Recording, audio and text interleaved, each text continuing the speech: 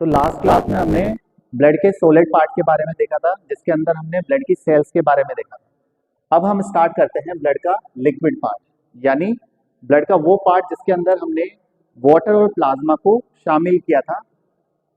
Water तो 92% था और जो प्लाज्मा था वो 8% है, और पूरा ब्लड का जो लिक्विड पार्ट है वो 55% बना था। तो सबसे पहले हम स्टार्ट करते हैं प्लाज्मा प्रोटीन से।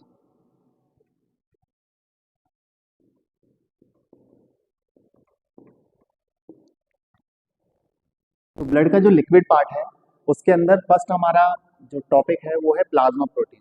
तो जो ब्लड है, ब्लड के अंदर जो लिक्विड वाला पार्ट है या सीरम जो है उसके अंदर प्लाज्मा प्रोटीन पाए जाते हैं, जो कि 3 टाइप्स के होते हैं, एल्ब्यूमिन, ग्लोबुलिन और फाइब्रिनोजन। ये 3 टाइप के प्लाज्मा प्रोटीन पाए जाते हैं। एल्ब्यूमिन का काम है ऑस्मेटिक प्रेशर को मेंटेन रखने का। ग्लोबुलिन का काम है हमें प्रोटेक्शन प्रदान करने का। कोई भी डिजीज है, कोई भी एंटीजन हमारी बॉडी में प्रवेश करता है तो उसके अगेंस्ट हमको प्रोटेक्शन ग्लोबुलिन जो प्रोटीन है वो प्रोवाइड करता है। और लास्ट हमारा जो फाइब्रिनोजन प्रोटीन है, ये हमारे जो ब्लड की क्लोटिंग है उसके अंदर हेल्प करता है। याद कैसे रखना है?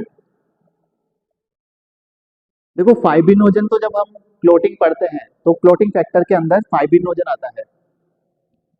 सेकंड नंबर का हमारा जो क्लोटिंग फैक्टर है वो फाइब्रिनोजन आता है, तो ये क्लोटिंग वाला वैसे याद रखना है। ग्लोबुलिन जो कि हमको प्रोटेक्शन प्रदान कर रहा है। ये कैसे याद रखना है कि जो एंटीबॉडीज होती है उसका सेकंड नाम होता है इम्यूनोग्लोबुलिन। तो एंटीबॉडीज हमको प्रोटेक्शन प्रदान करती है, तो ऐसे ही जो हमारा ग्लोबुलिन प्रोटीन है वो भी हमको क्या करेगा, प्रोटेक्शन प्रदान करेगा। और जो एल्ब्यूमिन है वो फिर एक जो बचा हुआ है ऑस्मेटिक प्रेशर को मेंटेन रखने का वो काम कौन कर रहा है, एल्ब्यूमिन। नेक्स्ट हमारा इसके अंदर आते हैं गैसेस। तो ब्लड के अंदर बहुत सारी गैसेस पाई जाती है। मेनली कौन कौन सी है? O2 oxygen gas, CO2 carbon dioxide और N2 नाइट्रोजन गैस। ऑक्सीजन और CO2 ब्लड के द्वारा ट्रांसपोर्ट होती है सेल्स और टिश्यू के पास। ऐसे ही N2 नाइट्रोजन गैस भी ट्रांसपोर्ट होती है। नाइट्रोजन गैस के द्वारा जो यूरिया है उस यूरिया का फॉर्मेशन होता है, जिसके कारण हमारी जो ब्लड है उसका एसिड बेस बैलेंस बना रहता है। यूरिया क्या करता है, जो पीएच है हमारे ब्लड का उसको मेंटेन रखता है, जिसके कारण हमारा जो एसिड और बेस का बैलेंस है वो मेंटेन रहता है। पोज कर दो। लास्ट हम देखते हैं हार्मोन। तो ब्लड के अंदर जो हार्मोन पाए जाते हैं, हार्मोन क्या है? हार्मोन वे पदार्थ है जो कि ग्लैंड्स के द्वारा सीक्रेट होते हैं। अब ग्लैंड्स में एक एंडोक्राइन ग्लैंड्स होती है। एंडोक्राइन ग्लैंड्स क्या है? उन डक्टलेस ग्लैंड होती है, यानी उनके द्वारा सीक्रेट होने वाले जो पदार्थ हैं जैसे कि हार्मोन है, ये किसी डक्ट के द्वारा ट्रेवल नहीं करते हैं। तो ग्लैंड क्या करती है, इन हार्मोन्स को सीधे ही ब्लड के अंदर डाल देती है, और ब्लड के द्वारा ये ट्रेवल करके जो भी अपनी टारगेट सेल्स है या टारगेट ऑर्गन है उनके पास जाएंगे और अपना जो भी फंक्शन है वो प्ले करते हैं। जैसे कि हार्मोन बहुत सारे हैं हमारे, ACTH हार्मोन है, adrenocorticotropic hormone, GH growth hormone है, LH ल्यूटिनोइजिंग हार्मोन है। तो ऐसे बहुत सारे हार्मोन है जो कि हमारी बॉडी में ब्लड के द्वारा ही ट्रेवल होते हैं और हमारी बॉडी के अंदर अलग अलग फंक्शंस प्ले करते हैं। बस हो गया। लास्ट हमारा टॉपिक है फंक्शन ऑफ ब्लड, कि ब्लड हमारी बॉडी के अंदर क्या क्या फंक्शन प्ले करता है। देखो, इसको याद करने की कोई जरूरत नहीं है। अगर आपको जो ब्लड अब तक पढ़ाया है वो पूरा याद है तो फिर ये अलग से याद करने की जरूरत नहीं है। जितने भी हमने ब्लड के कंपोनेंट्स पढ़े हैं उन सब का जो फंक्शन होगा वही ब्लड के अंदर आ जाएगा। जैसे हमने आरबीसी पढ़ा, आरबीसी का काम कर रहा था कि O2 CO2 का ट्रांसपोर्टेशन कर रहा था, यानी रेस्पिरेशन में हेल्प कर रहा था, तो ये एक फंक्शन हो गया।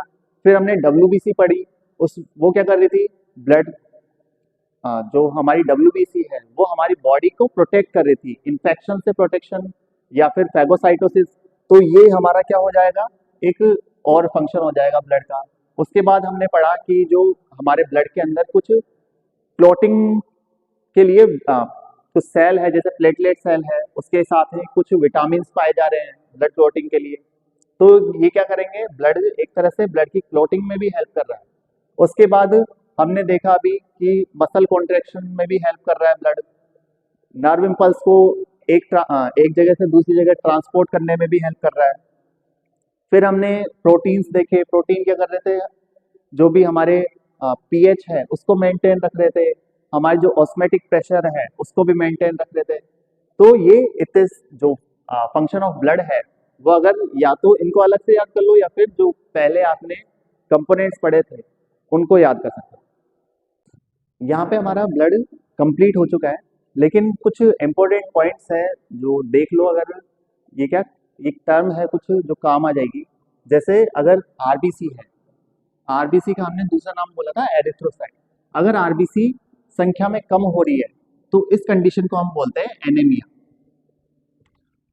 और अगर आरबीसी की संख्या बढ़ रही है, आरबीसी कम होना एनीमिया, और अगर आरबीसी है ये बढ़ रही है, बढ़ने को बोलते हैं पॉली, पॉली यानी ज्यादा, तो पॉलीसाइथेमिया।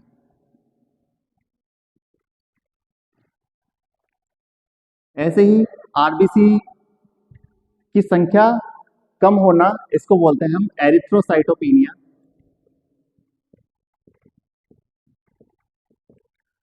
और आरबीसी की संख्या बढ़ना, इसको बोलते हैं हम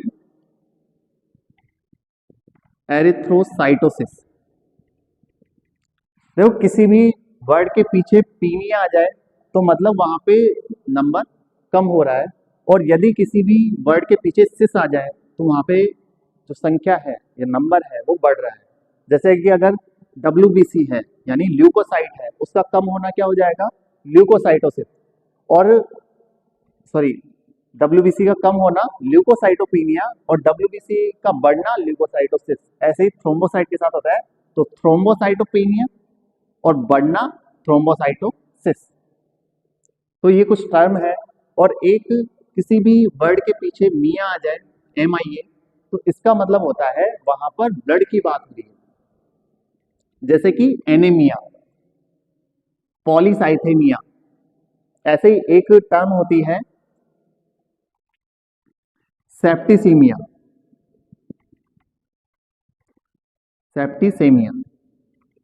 तो पीछे मिया आ रहा है मतलब कि ब्लड की बात हो रही है, और आगे जो ये सेप्टी आ रहा है, सेप्टी का मतलब होता है इन्फेक्शन। ठीक है, तो या इसका मतलब क्या हुआ कि ब्लड में क्या है, इन्फेक्शन है। जैसे आपने एंटीसेप्टिक पढ़ा होगा, एंटीसेप्टिक, सेप्टिक मतलब इन्फेक्शन और एंटी मतलब कि उल्टा, यानी ऐसा जो कि सेप्टिक यानी इन्फेक्शन को खत्म कर रहा है, उसको बोलते हैं हम एंटीसेप्टिक। तो बस यही था आज की क्लास के लिए।